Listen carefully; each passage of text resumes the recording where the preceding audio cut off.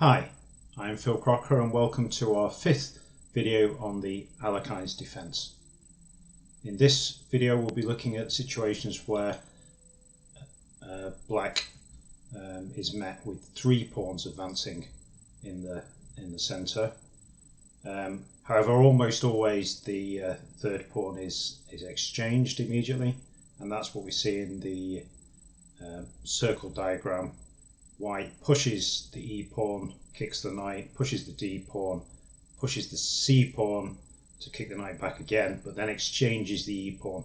If White was to push the F pawn to defend the E5 pawn, that's when we get the four pawns attack, which we see in the far right diagram, and that's what we'll look at in the following video. But for now we're looking at the situation where White immediately captures on D6, and Black has two good choices there. Taking with either pawn is playable.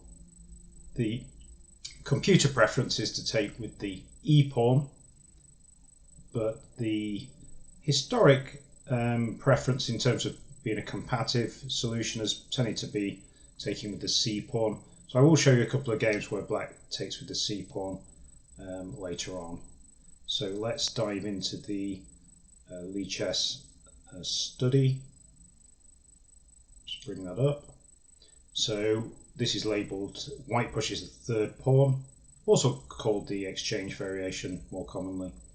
But what we see is the knight is kicked back to B6, and then, as explained, White captures on D6. So taking on D6 with the C pawn, I put as the main line here, and then typical manoeuvring would be knight C3, and Black can put the kingside fianchetto. And now the main line I put is knight F3. Knight F3 does allow Black to play bishop G4. Black will normally play bishop G4 given a chance. If H3 prevents it, then often bishop F5 is a good move.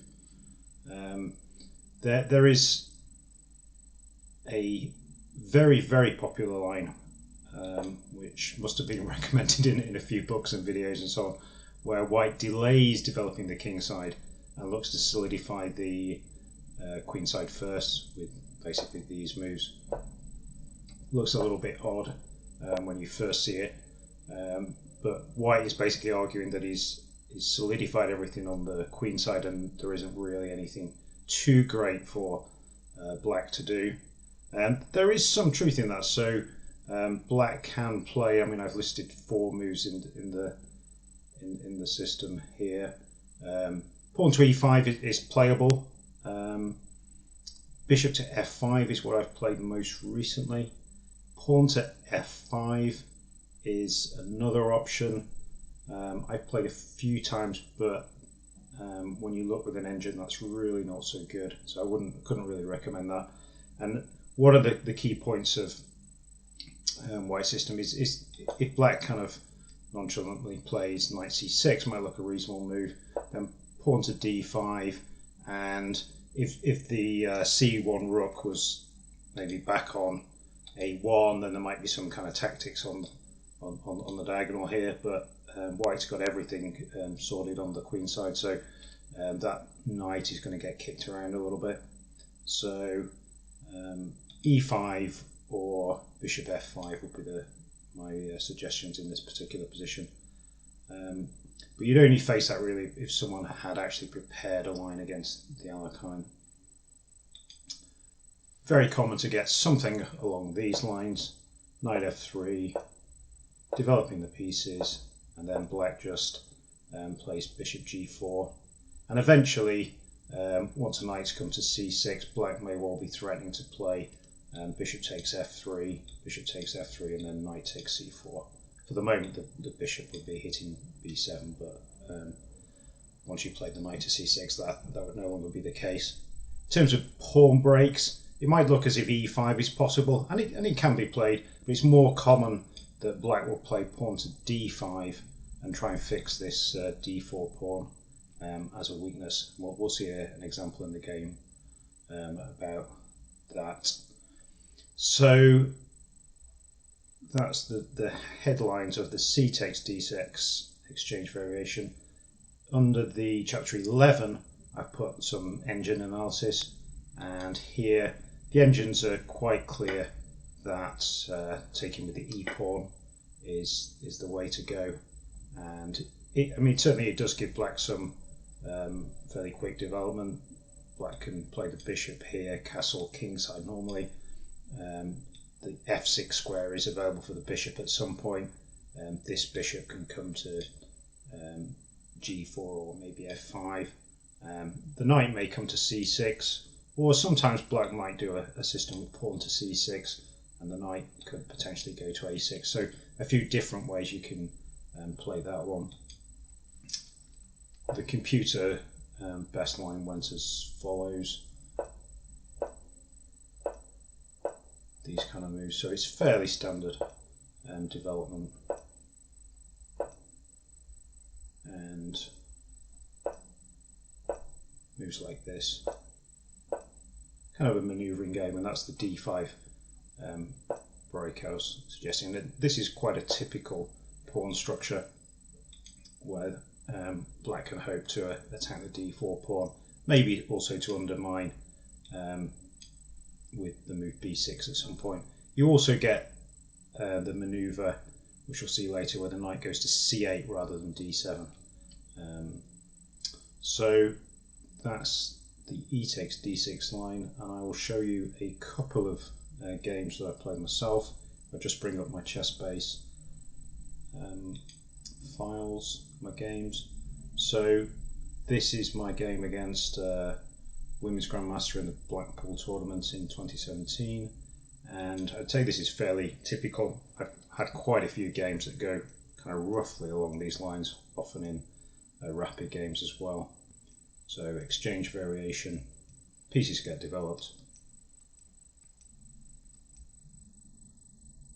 Develop the bishop to the most active square, and usually you're happy to exchange this bishop for the knight, and often you'd exchange of your own free will. So in a sense, white's given up a tempo there, and that's usually a sign that white isn't too familiar with the opening.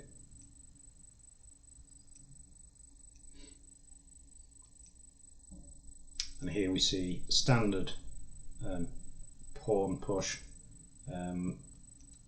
White almost always pushes on, and then back to c8 might look a little bit odd.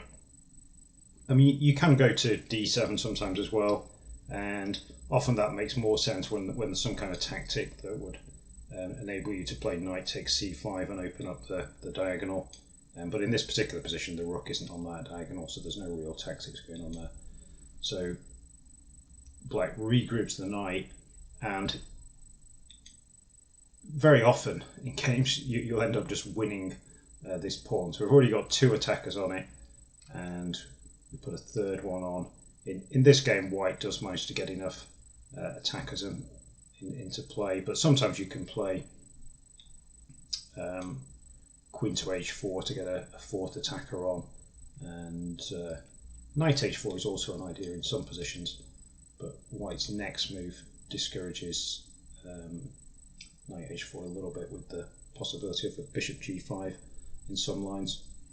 So in the game, I took and then switched the target to the e3 pawn, and here I probably started to go slightly wrong. I played pawn to a6, stopping the advance of the pawns, but it's probably more ambitious to start undermining them with b6, and black's a little bit better in this position. In the end, I was outplayed a little bit in the middle game, but the game was drawn in the end. So that's one example. One more example. So this is a slightly less common line. I think something like this might have been recommended by Lawrence Trent in some videos. But the early move d5, you won't see that too often, but it's just aiming to cramp white a little bit. There is some possibilities that if black immediately go say g6, then there might be some queen d4 ideas hitting a rook. So pawn to e5 takes a slightly different approach. f4, trying to undermine.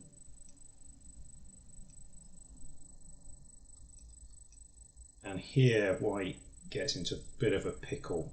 So a5 is a little bit too ambitious, and black can actually just ignore that attack, coming with the knight, threatening on c2. White defends c2, but black can then regroup the knight. These are very common knight maneuvers in the Alekhines. It must be quite painful for white. So here I move the knight back to a6, but there is a very clever tactic which I missed. I think if I was doing Puzzle Rush, I would have seen this very quickly. But the really neat tactic, which I didn't play unfortunately, is knight d3 check, just giving up the piece. White probably wants to take that knight, but then you have the fork on c5, hitting the queen and the bishop, and if the queen goes to b5 check, then you can block with bishop d7 and the bishop still hanging. So that would have been pretty neat, something like this, and white is in severe difficulty. As it was, I moved the knight back, and black was still better, but it would have been better to finish off the game in that way. So those are the two games I've got on the exchange variation. Just bring up a final slide. Please put any questions in the comments. Give the video a like if you like it, and finally you might consider buying my book Better Chess Faster, which is available on Amazon. Hopefully you enjoyed the video, and I will see you in the next video for the 4 pawns attack.